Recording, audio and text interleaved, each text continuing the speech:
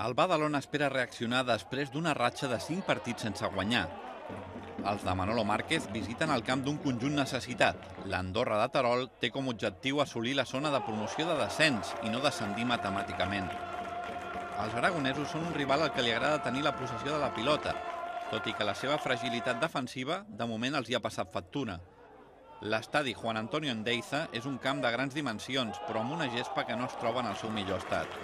Ells, sobretot, últimament a casa estan apostant per un 4-4-2, 4-1-3-2, amb les bandes bastant obertes i amb joc d'última passada des de fora, buscant sobretot a la seva referència bona, que és Morales. Morales, que no està marcant últimament tants gols com la primera volta, que va agafar una ratxa impressionant, però continua sent un jugador molt important per a ells. El partit es disputarà diumenge a 2:45 de la tarda. Es podrà seguir per Radio Ciutat i el xiularà l'àrbitre navarrès Galeix Apezteguía.